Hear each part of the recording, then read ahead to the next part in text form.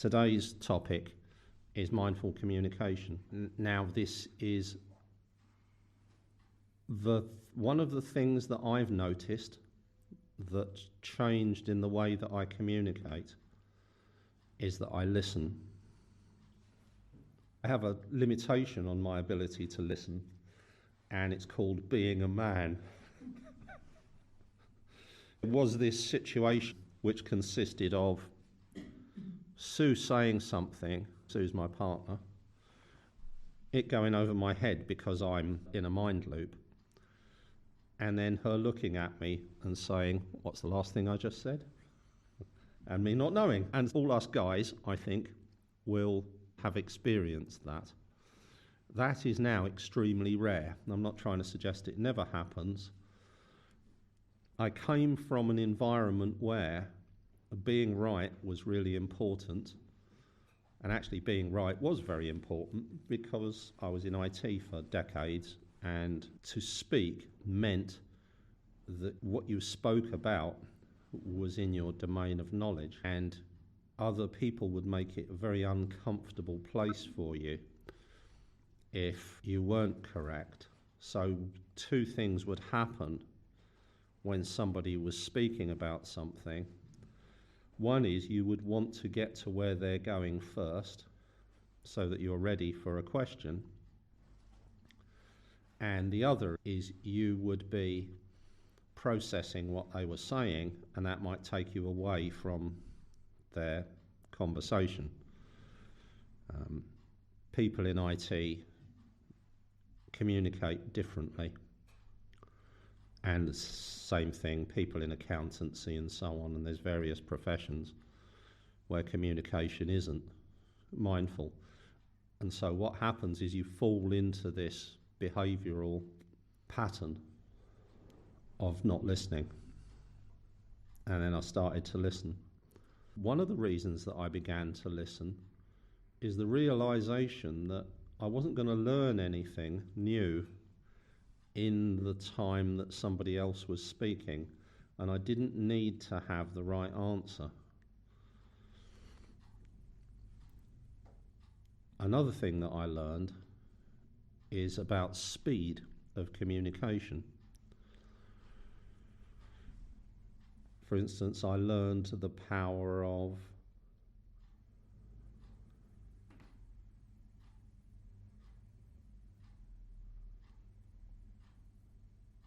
the pause.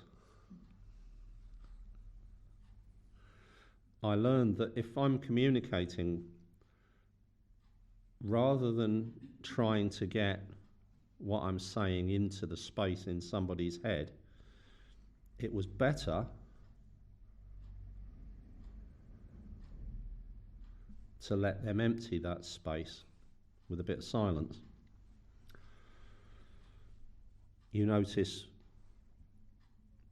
that when I speak, there are gaps. Very often, sometimes there aren't, but it's a thing that happens now that didn't happen. I know this because I do my own audio editing, and there's very often a few seconds between one statement and another. That's at the heart of mindful communication. It isn't about anything other than being aware of time as part of our communication. And that awareness of time helps you to clear your mind. So the ideal of mindful communication isn't about how you communicate to somebody else. It's about how you listen. And the ideal, you're listening to somebody's words as if they were stones being dropped into a pool, one after the other.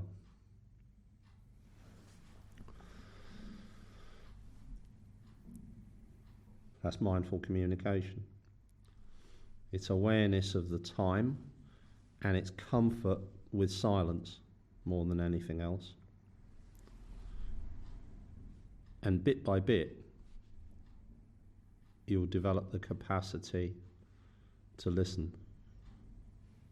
Because a lot of what I teach is about listening, such as, of course, listening to the sound of the bell as it moves through time.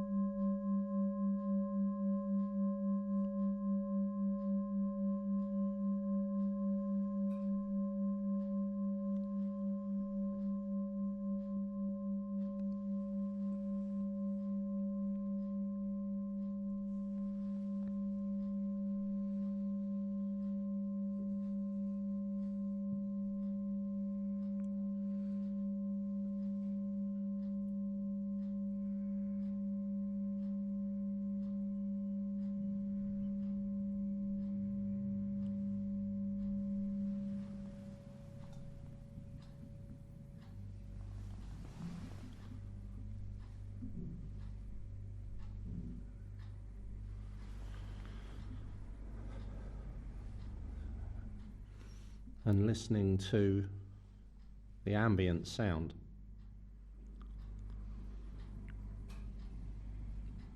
Which is not something that we generally do.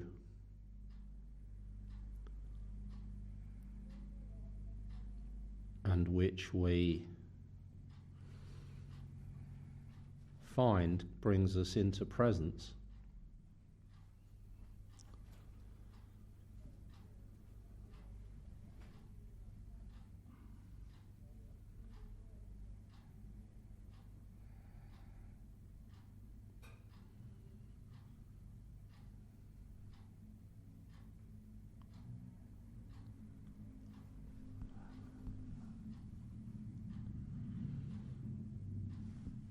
Because it's not part of our genetic blueprint, the constant sound in the modern world. Silence is difficult to come by. Subsequently, we resist sound, which is not helpful. So we literally try to blot out sounds that we're uncomfortable with. People will listen to music on their headphones, have the telly on when they're at home. And we're not only blotting out sound, we're also blotting out our mind. So if you have the radio on in the car, headphones when you're walking, TV at home, and you're in a noisy environment when you're at work or wherever you happen to be, it's constant. There's constant noise.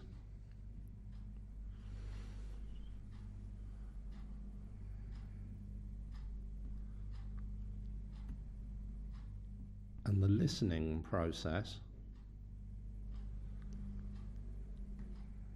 is an opening up of acceptance to sound. And as we do that, of course, it's not possible just to open up to external sound. We also become aware of the air entering and leaving the nostrils, the sound of that. We become aware of the mind.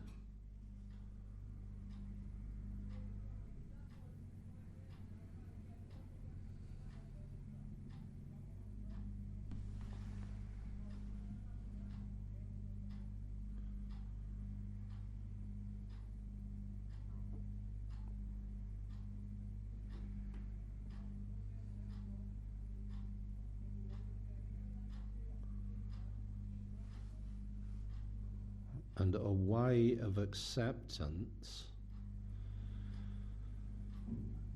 is to relax the body, release the tension. The tension is part of our resistance to what is.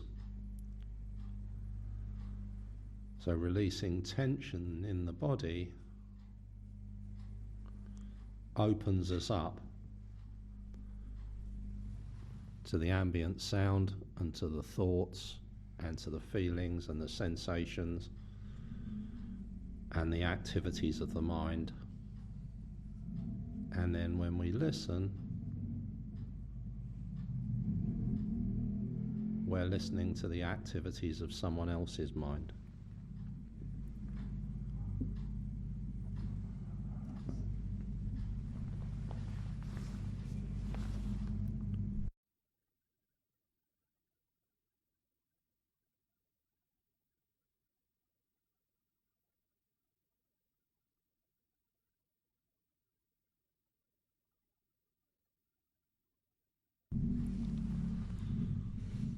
So this is what one of the things I call it is the hubbub, the ambient sound. Of course, the hubbub includes the chatter of the mind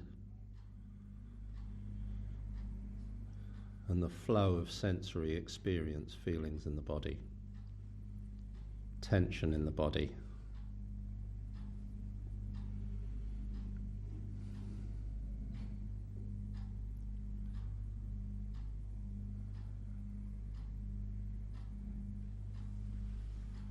Tension in the body is our body-mind communicating with us.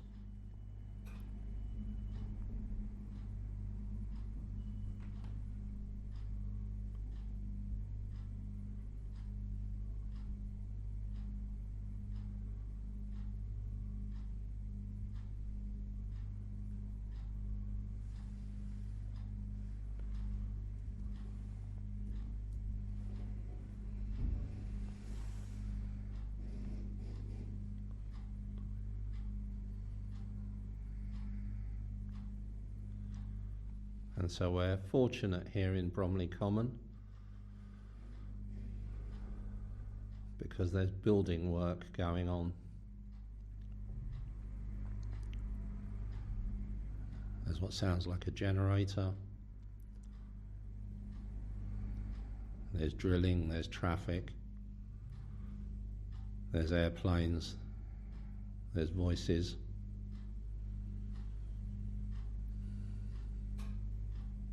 There's movements in the room, there's the ticking of the clock, and there's the sound of my voice.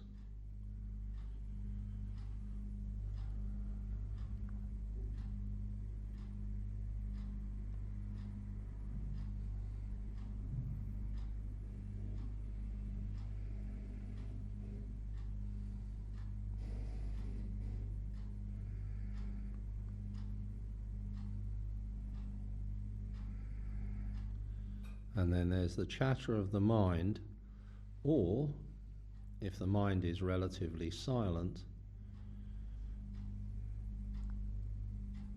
then there's the silence between.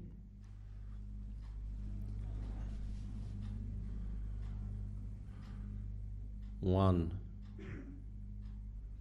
chatter of the mind and another chatter of the mind.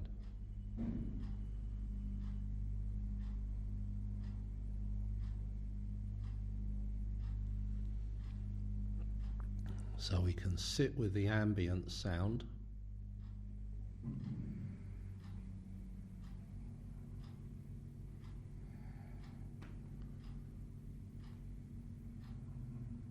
and we can wait for thought, sound, my voice, other voices, whatever it might happen to be. And as we do that, we can check in with our physiology, settle into an open, balanced and relaxed posture.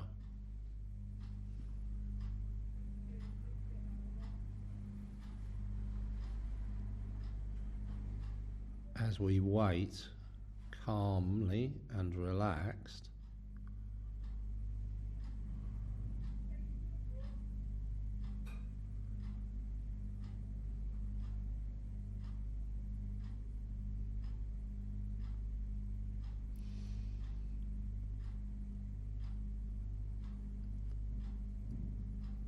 for sound to arise.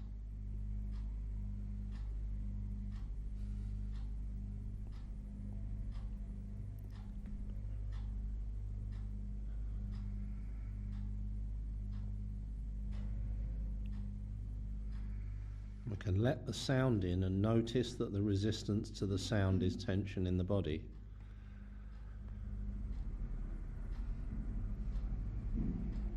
And so when you notice that tension, you can release it.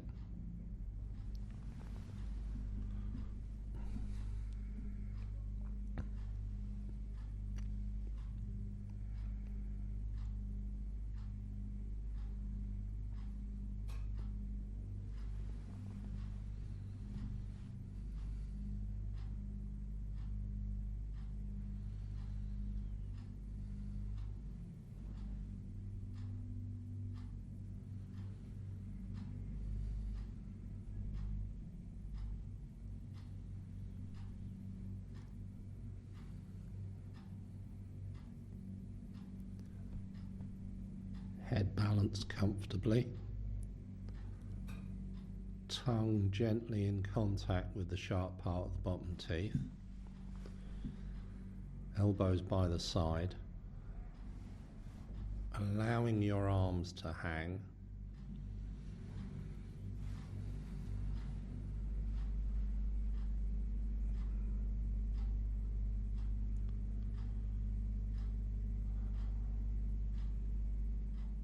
gently extending the out breath,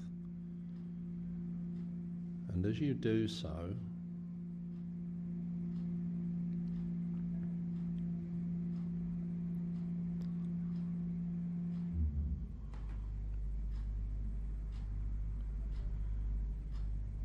you're accepting the sound, accepting the mental chatter, letting it in.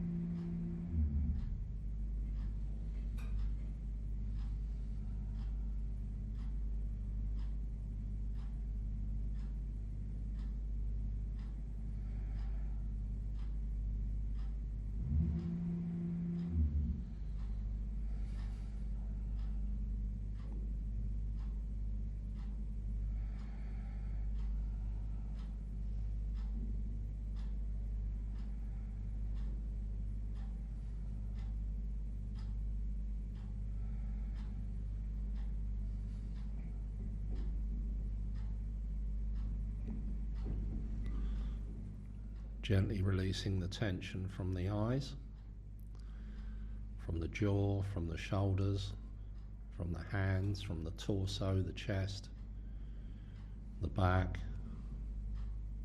the thighs,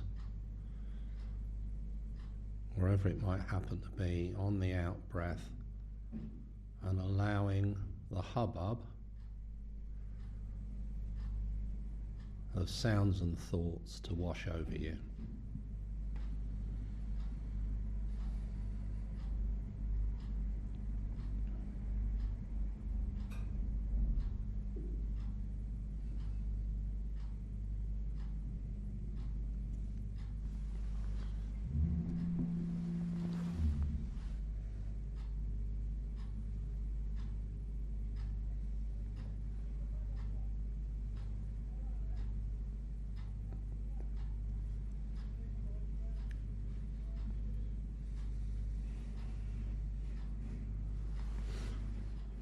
Whenever your mind wanders, the response is to come back to the body, discover whatever tension has arisen while the mind was wandering, because it will have, and release that tension.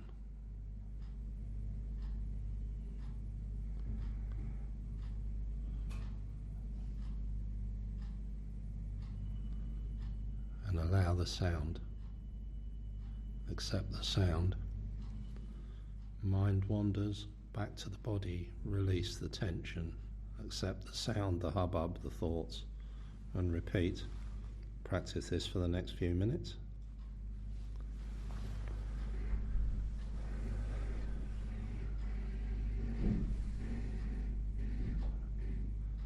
Acceptance of sound and thought through the body.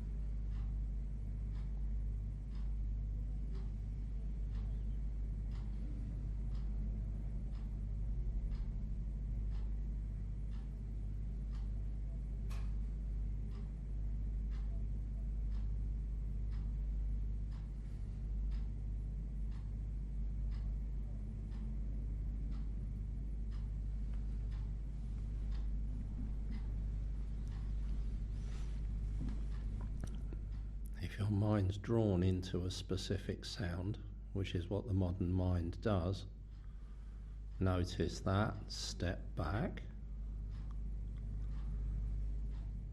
and allow all sound into your awareness. Example is here, the modern mind is drawn to the sound of the roadworks. If we step back, there's the sound of the breath, there's the ticking of the clock, there's the traffic, there's the airplanes,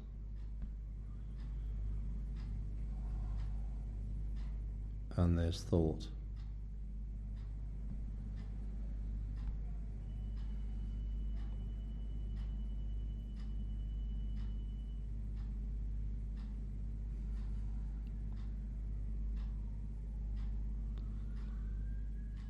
If you need a point of focus to practice this, then make it the space between the eyes.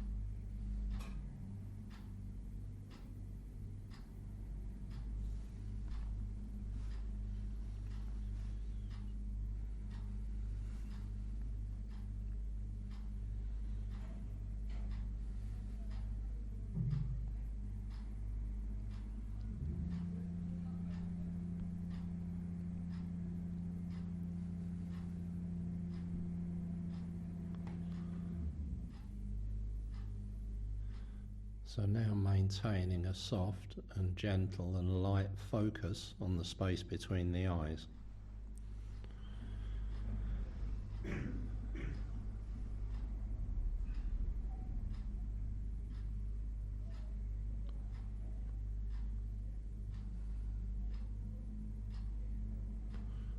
We just keep our awareness there and we notice the hubbub in the background, the thoughts,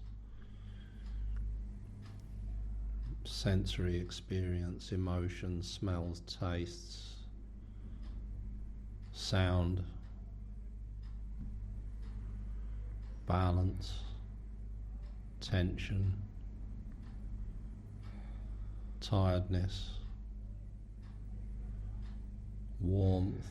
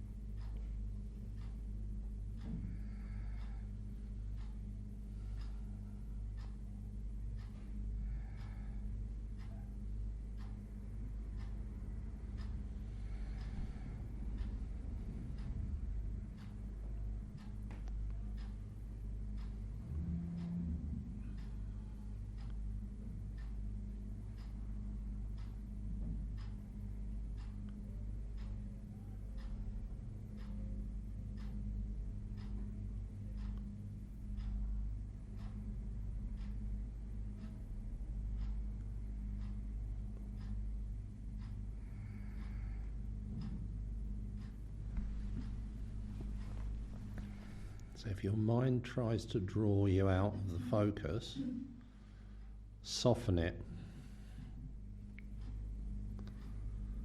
This is the opposite.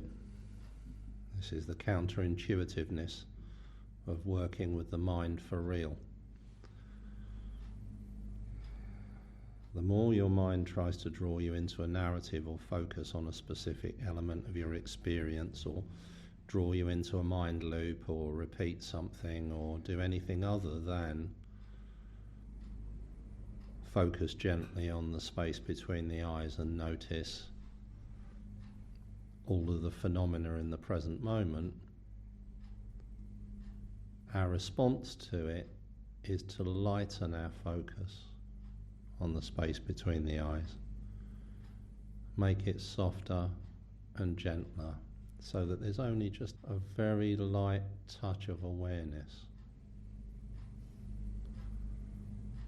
on the space between the eyes.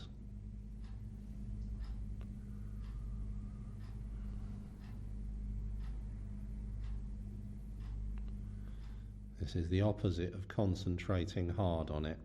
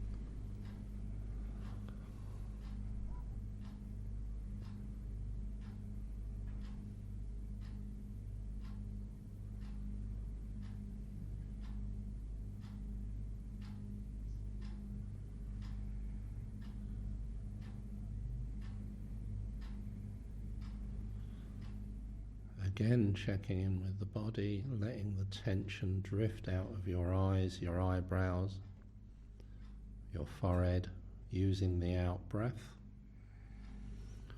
to release it. The jaw with the tongue gently in contact with the sharp part of the bottom teeth.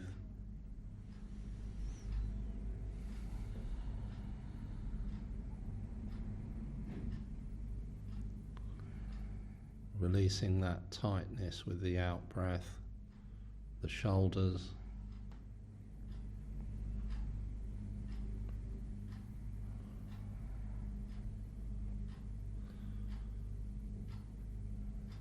back and sides of the neck. Remember, each time your mind wanders, you're pulled away. On return, soften the body. Release the tension that arises from resistance to the present moment.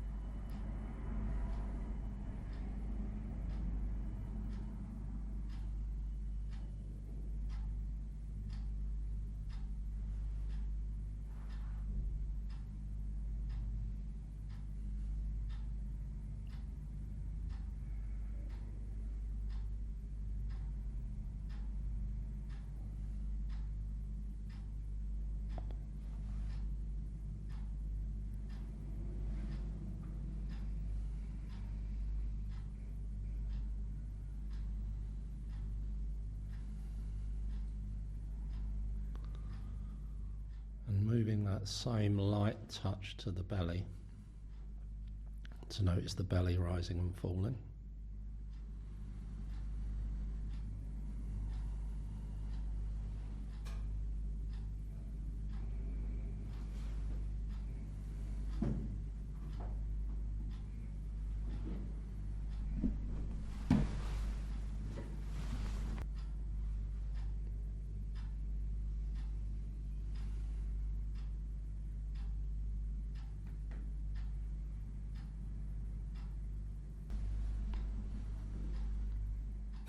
And the same thing with the belly.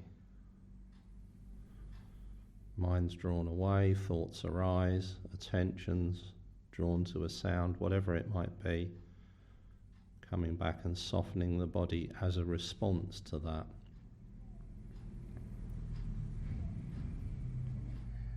And then just noticing the tiny movement of the belly rising and falling.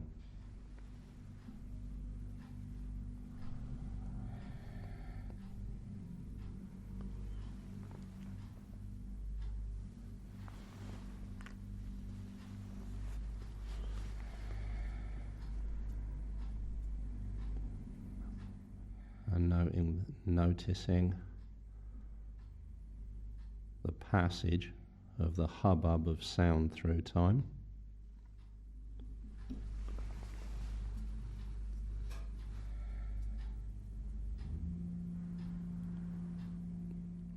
And the movement of the sound of the bell through time.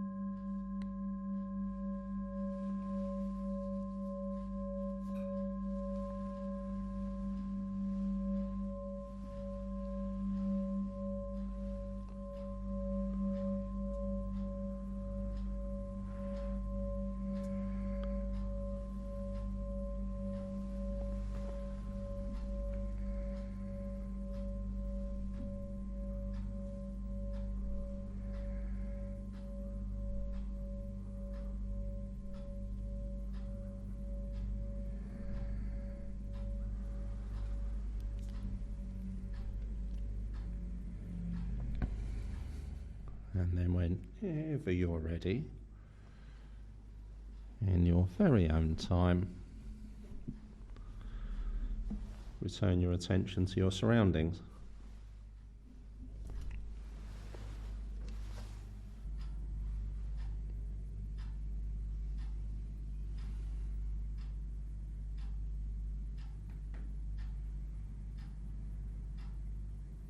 So there's all sorts of energies that result from meditation. Sometimes you do a meditation and you finish and you can bend iron bars. Other times you finish and there's a lightness. Yeah, so this is what I notice, of course. It's all subjective. But when I do that, it's an acceptance process. At some point, your